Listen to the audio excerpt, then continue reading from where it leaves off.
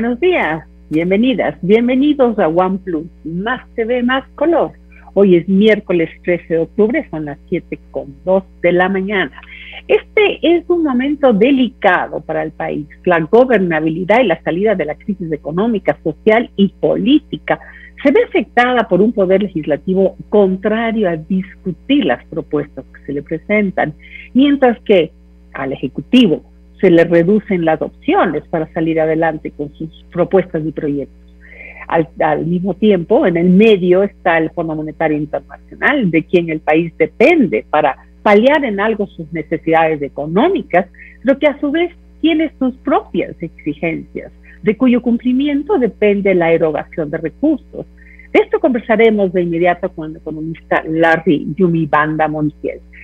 Muy bueno el editorial que hoy nos trae la parlamentaria andina Cristina Reyes, quien destaca el papel de mujeres ejemplares en diferentes disciplinas y al que ha titulado El futuro es femenino. También estaremos conversando con el abogado de Pachacutic, el doctor Julio César Sarango. ¿Cuál es el norte de este movimiento? ¿Sigue una agenda o responde a exigencias y presiones del momento? Bueno, vamos con el anunciado, nuestro primer invitado. Gracias, economista Larry Yumibanda, por aceptar nuestra invitación. Él es presidente del directorio y fundador del Círculo de Economía de Guayaquil. Ha sido parlamentario andino, docente universitario, director del programa Economía y Negocios de la Radio San Francisco, presidente del directorio del Colegio de Economistas del Guayas, pues ya lo dije. Bien, hablemos sobre este acuerdo que firmó el Ecuador con el Fondo Monetario Internacional y que habla de 3 reformas estructurales. Problema, que deben aprobarse este y el próximo año, pero una de las condiciones, una de las primeras, es una reforma tributaria que según el programa va a generar $1.000 millones. Sin embargo, la fecha tope es a final de este mes. ¿Cómo ve usted eso? ¿Es posible en las actuales circunstancias políticas que atraviesa el país? Gracias, Yolanda. Buenos días a la audiencia.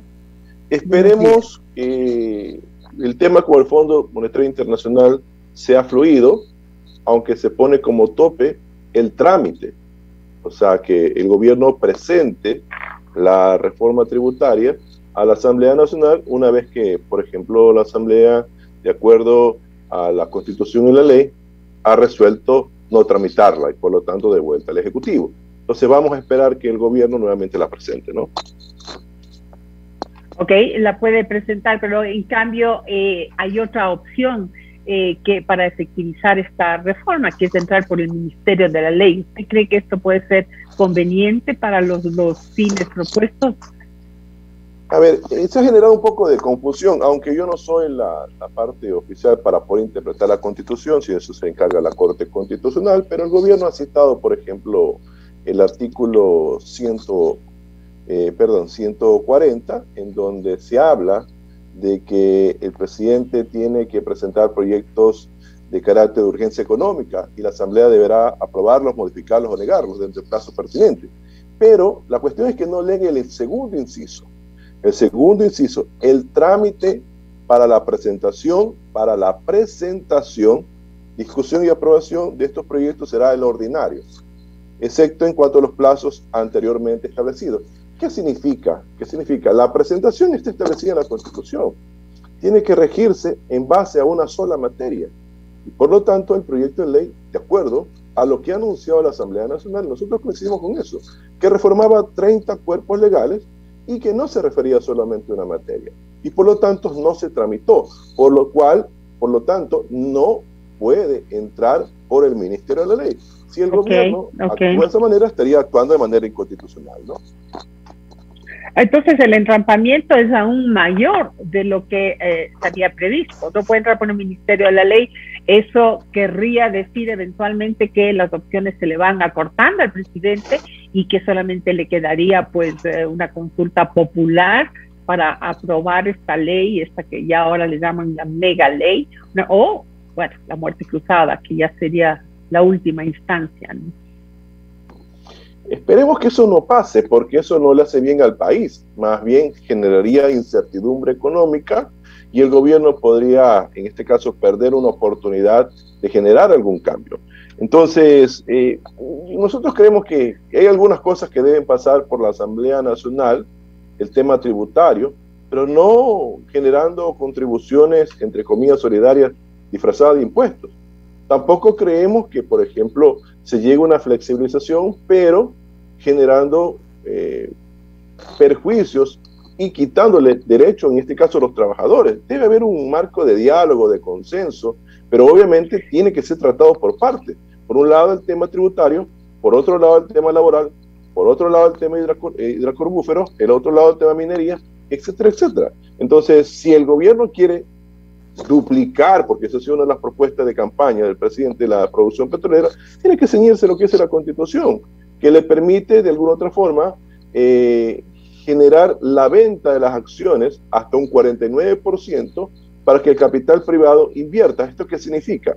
Capitalizar Petroecuador para que una vez que recibe esos recursos pueda de alguna otra forma ampliar la exploración, la explotación y la comercialización de petróleo, ¿no? A ver, sí, el proyecto de ley Creando Oportunidades ha recibido algunas críticas muy puntuales y generalmente se fundamentan en dos que usted acaba de hacer. Sin embargo, lo que esperaría la ciudadanía es que esto se debata justamente en la Asamblea, que cada uno ponga su opinión y se mejore, o si es que se va a desechar en última instancia, bueno, se haga después de un profundo debate en donde todos los ecuatorianos también tengan algo que decir, ¿verdad? Sino que este procedimiento de rechazarlo de antemano desde el CAL realmente suena a un obstáculo a priori simplemente para que no pase la ley. Ahora, volviendo al tema del Fondo Monetario Internacional, ¿cuáles son las exigencias del Fondo Monetario que nosotros, esta primera, ya vemos que tiene sus dificultades de cumplimiento? ¿Qué va a pasar con las derogaciones previstas para este año y para el 2022? ¿Cuáles son aquellos temas que tal vez sí podríamos cumplir y que de alguna manera equilibre las negociaciones con el Fondo Monetario Internacional, que por cierto parece estar bastante abierto frente al gobierno de Guillermo Lasso? A ver, lo que busca en sí, lo que resolvieron el Fondo Monetario Internacional con el Ecuador, de acuerdo al artículo 4, es que, por ejemplo, se reduzca el déficit presupuestario hasta el año 2025, pero se pone como metas muy drásticas, por ejemplo, para el año 2022, en donde el gobierno tiene que hacer una reducción del gasto público de aproximadamente 2% del Producto Interno Bruto. ¿Eso qué significa? 2.000 millones de dólares, una reducción muy fuerte lo que está ahí. Esto obviamente guarda relación con el Plan Nacional de Desarrollo del Gobierno, en donde hay una disminución de la programación plurianual de toda la gestión de Guillermo Lasso en la mitad prácticamente, pasar de 4.000 millones como estaba en el 2021 hasta el 2025, que es aproximadamente 2.000 millones. Entonces, eso de ahí yo creo que el gobierno va a tener que manejarlo muy bien. Y por otro lado, el tema de incrementar los ingresos, pero la mayor parte descansa en la reforma tributaria, porque tiene que de alguna otra forma recaudar más o menos 700 millones de dólares producto de la eliminación de ciertos gastos tributarios de las personas. Por otro lado, tiene que recaudar aproximadamente 500 millones de dólares con respecto a lo que es el impuesto al patrimonio, y por otro lado tiene que recaudar más o menos 300 millones en lo que tiene que ver con el tema de mejoramiento de la regulación tributaria por parte del SRI, de la SENAE con respecto a los aranceles, el IVA, etcétera, etcétera. O sea, el grueso está justamente en la reforma tributaria que el gobierno ha presentado al país, que fue obviamente no tramitado por la Asamblea Nacional, que de alguna otra forma el gobierno tendrá que volverlo a presentar, pero entrando con nuevas reformas que le permita justamente mejorar o igualar la recaudación planteada con el personal técnico del Fondo Monetario Internacional. Dentro de su conocimiento y de los antecedentes que puede haber, ¿hasta dónde puede cumplir su parte el Fondo Monetario Internacional? Por ejemplo, la erogación de 200 millones de dólares en este mismo mes para el país, si es que no hay el cumplimiento del otro lado, frente incluso al tema político y al bloqueo que en este momento se está dando. ¿Llega a ver ese nivel de de comprensión, por así decir, frente a las necesidades de un gobierno y que ha demostrado que pues sí, que está conforme y que ha llegado a este acuerdo con el Fondo Monetario Internacional. A ver, sin entrar a ningún tipo de reformas de carácter tributario, por ejemplo, la recaudación se proyecta para el 2021 muy superior al año 2020. Así es. Entonces, más o menos, la diferencia será 400 millones. Que esa es una de las cosas que pide el Fondo Monetario Internacional, que mejore la recaudación tributaria el gobierno a partir del 2022, 2023, 2024 y 2025 en aproximadamente 400 millones de dólares por año.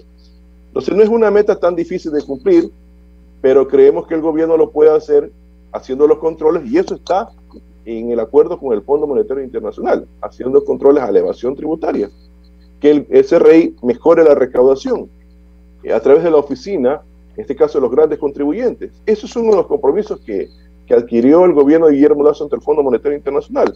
Insisto, pero no entrar a subir impuestos, peor, quererlos disfrazar de contribución solidaria, más que todo cuando la economía ¿Qué quiere decir con eso, economista? ¿Puede especificarnos qué quiere decir con eso de disfrazarlo como una contribución solidaria? Porque cuando usted le pide una contribución solidaria de manera coercitiva como la ley, es un impuesto. Una cosa es ser solidario y que eso sea voluntario, pero bueno, ya lo establece en la ley. Eso fue una costumbre que lo planteó el gobierno de Rafael Correa, luego Lenín Moreno, y ahora lo plantea Guillermo Lasso. Entonces creemos que hay otros mecanismos, que se puede recaudar haciendo crecer la economía, bajando las tasas de interés. Creemos que la apertura inteligente de la economía va por muy buen camino, que se puede capitalizar Petroecuador para mejorar la producción petrolera. No sé por qué no han iniciado las nuevas concesiones mineras, etcétera. O sea, el mecanismo tiene el gobierno. El asunto es que el gobierno mira a Cuco por todos lados y piensan de que va a ser destituido. No creemos que eso sea un mecanismo que se necesita actualmente el país. Creemos que el gobierno recapacite y presente las propuestas pertinentes, pero en el marco de la Constitución, que las presente por partes. Pero es importante que las presente ya, porque solamente le exige el Fondo Monetario que presente la reforma tributaria, no le exige que se apruebe en este mes la reforma tributaria. Puede aprobarse ya a partir, en este caso, del mes de noviembre, pero tiene que presentar al Ejecutivo, a la Asamblea Nacional.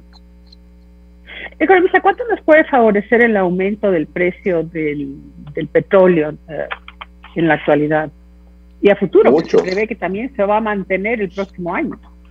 Es importante. Lo que anuncia el gobierno es que más o menos recibirá entre 1.500 a 1.800 millones de dólares adicionales. Pero hay un pequeño detalle ahí.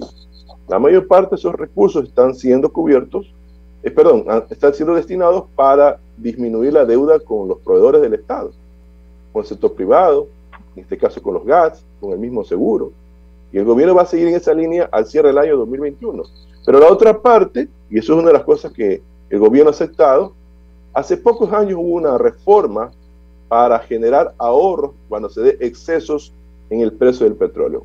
Esa parte el gobierno la va a cumplir, va a comenzar a guardar los excesos de la recaudación petrolera en ese fondo, para cuando exista, por ejemplo, algún problema más adelante con respecto al déficit presupuestario. El gobierno aspira que y el FMI aspira que hasta el 2025 prácticamente entremos en un déficit cero, pero a partir del 2026-2027, si el gobierno necesita esos ahorros, los puede utilizar para ya no entrar a algún tipo de reforma. Pero hacia allá se orienta el exceso petrolero, a cumplir compromisos y también para ahorrar, ¿no?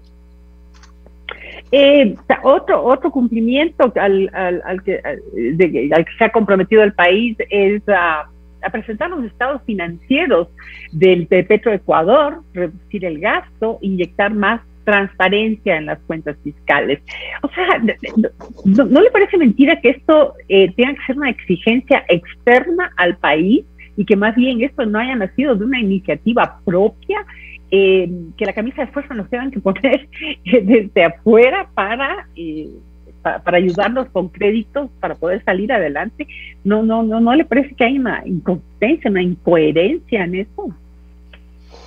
A ver, el tema es que se llega a acuerdos ojalá hubiera nacido el propio gobierno. Nosotros le hemos pedido transparencia, y no solo en el tema anteriores de las empresas públicas petroleras y transparencia en el seguro social. La cuestión es que nadie ha querido, por parte del gobierno, entrar con fuerza en ese tipo de temas. Pero eso ya se venía planteando de la época de Lenín Moreno, tanto así que está en marcha el proceso de fusión de Petroamazonas con Petroecuador. Tengo entendido que están ya en la última etapa.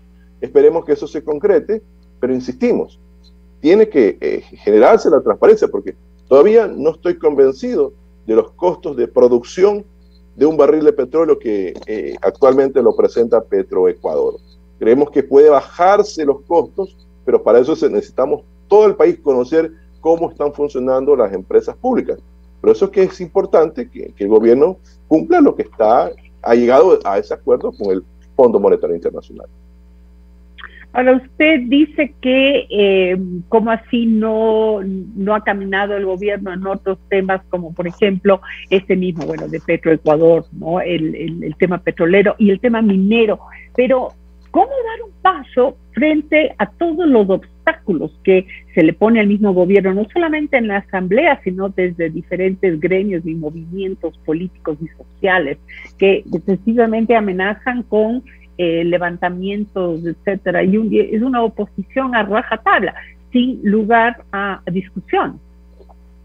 El asunto es que en la mega ley, con el proyecto de ley que fue devuelto por la Asamblea, se planteaba reformas al tema hidrocarburífero, a la ley de hidrocarburos, en donde se permitía una mayor participación del sector privado en cuestiones en lo que tiene que ver con las concesiones mineras.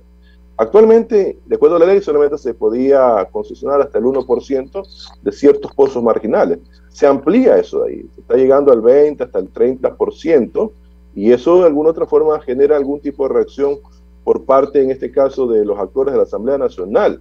Pero existe mecanismo en la Constitución, como le mencioné, la capitalización de Petroecuador, para invitar al capital privado a que se una, en este caso con la empresa pública, y juntos puedan explotar y comercializar el crudo. Pero ya depende de los mecanismos, ¿no? El gobierno apunta a la concesión, que es uno de los mecanismos que impulsa el régimen, pero obviamente necesita la reforma a la ley de hidrocarburos, que tiene resistencia en la Asamblea Nacional.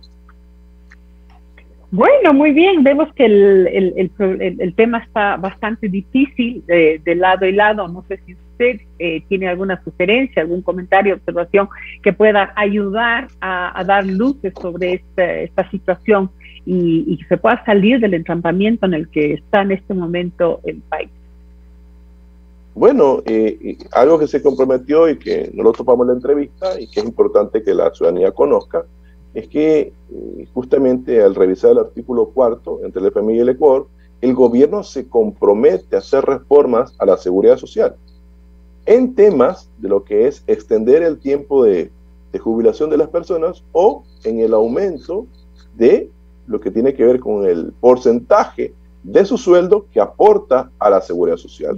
O sea, eso no lo ha topado el gobierno, pero sí está dentro de los compromisos. Me imagino que lo van a plantear a futuro. Pero insisto, si el gobierno quiere realmente buscar acuerdos con el legislativo, deben marcarse en la Constitución y presentar este proyecto de ley por parte. Yo creo que esa es la manera más saludable. Con eso se evitaría cualquier tipo de conmoción social y política y que generaría gastos excesivos, como por ejemplo realizar una nueva elección presidencial y también una nueva elección legislativa. Eso no le conviene para nada al país. Pues, ¿usted estaría de acuerdo también con una revisión del tope de los combustibles o un congelamiento hasta llegar a la focalización del subsidio de los combustibles? Creemos que es necesario la focalización. Creemos que es importante la focalización. Los precios de los combustibles van a seguir subiendo. Todavía hay un margen de aproximadamente 2.000 millones de dólares que el gobierno destina justamente para el tema del subsidio. No se ha eliminado 100% del subsidio, pero el gobierno tiene que entrar a una focalización con la transportación urbana y con ciertos sectores sensibles que utilizan este insumo, especialmente el diésel, como la pesca artesanal o como aquellos emprendimientos en donde utiliza el diésel como medio de poder realizar sus actividades. Entonces, insistimos, el gobierno tiene que entrar en un asunto de focalización Pero esperemos que ese estudio técnico que ya lo mandó a realizar y que lo fue presentado ante una parte del gremio de transporte se logre cristalizar. Eso bajaría las tensiones del gobierno y podría seguir adelante con su plan de campaña, ¿no? Economista, muchísimas gracias por acompañarnos de esta mañana. Ha sido muy importante su punto de vista. Esperamos que haya una nueva ocasión para seguir charlando. Gracias. Muy buenos días y buenos días a todos, ¿no?